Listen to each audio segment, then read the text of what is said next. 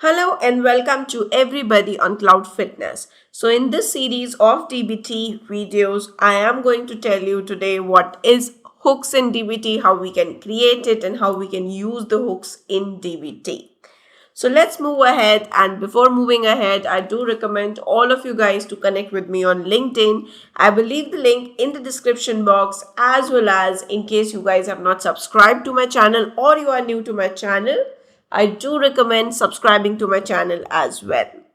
So when you talk about hooks in DBT, right? Hooks are nothing but they are snippets of SQL statements that are executed at different times. So whenever you are trying to, run a particular model, you might want to run some set of SQL statements at the start of the model, at the end of the model, at, any particular time during the model execution. So that is nothing but it is done by hooks, right? Hooks are nothing but they are more advanced capability. They have more advanced capability that enables you to run custom SQL statements. So basically, if you are trying to run any database specific action, so let's say you want to grant access to specific set of users before executing your DBT model or after executing your DBT model, in that case hooks comes very handy. You can put in some set of grant access statements which can be run after your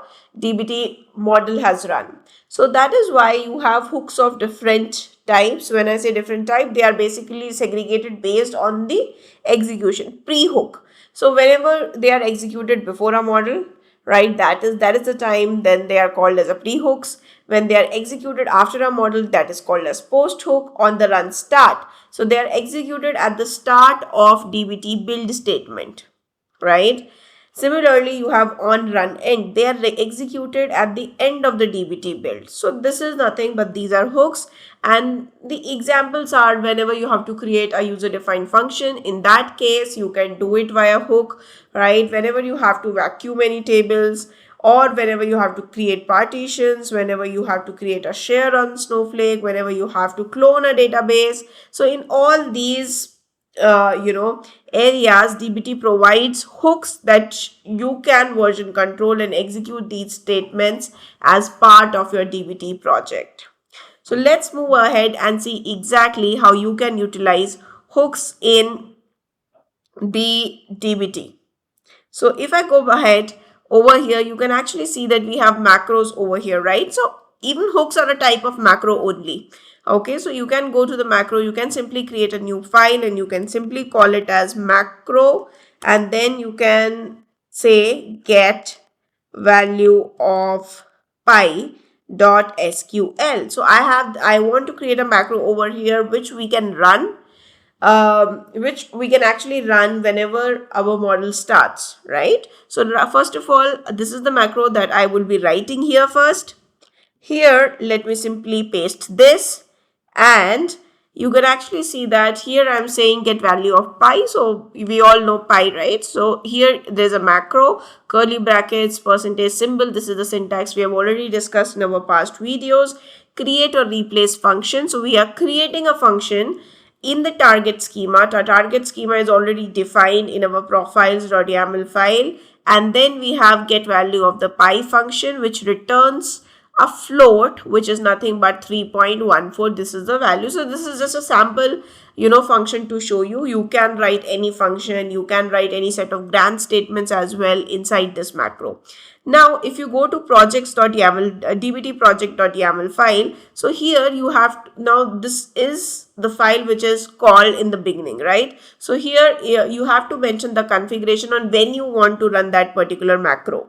So here you can actually paste this and you can say that on the run start, get the value of pi. So it is pretty much, the syntax is very similar. If you have been watching all my videos in sequentially, you already understand the syntax. So on the run start, you are just saying that get value of pi. You are just calling that macro over here in these two brackets, right? And you are done. That's all. So here what I can do is I'll just simply save it and I can simply say dbt run -s. Let me execute any model to just explain this dbt run minus s order. So in case I run any of my model, what will happen is eventually on the run start, you will see that this get value of pi get executed. So right now I'm just zooming in to show you how this actually runs. So you can see it says one of one start hook. So my project one dot on run start, it has started the hook first, right? It has started the hook first and then it has started the actual execution of the model. Now in this hook, I'm actually doing what? I'm actually creating a function. So if I go to my dbt over here, if I go to the BigQuery over here, I'll just refresh my project over here. And by the way, in case you guys are not understanding anything, you are new, I do recommend watching all the previous videos sequentially where we are creating this project. It will be very helpful for you guys to understand dbt end to end. If you are done with these videos, probably most of your dbt is done. Now, if I click here, you can actually see these routines, right? So if I click on this, this is the get value of pi. So it got executed and you can see that when it got executed, and if you want to invoke it, you can simply run this. The moment I run this, probably there is nothing, input over here. It's just a simple function. It is giving me 3.14 as the output. So this is nothing but these are the hooks. So usually actually mostly the hooks are used for the grant statement. So you can actually see over here a macro grant select. So I'm just going to the documentation and you can see it has a set of SQL statements, right? And then what you can do is you can simply run this particular SQL statement as well as the part of a macro. Right, you can run these SQL statements as part of the macro itself and then you can simply call these.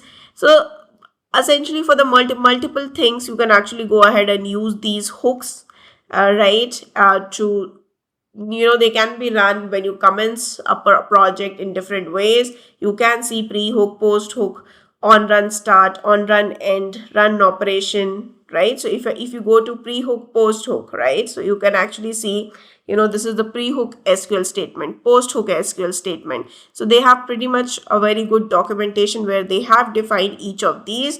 So I hope you like this particular video, you understood it. If you want to go even in more detail, you can go through the documentation itself.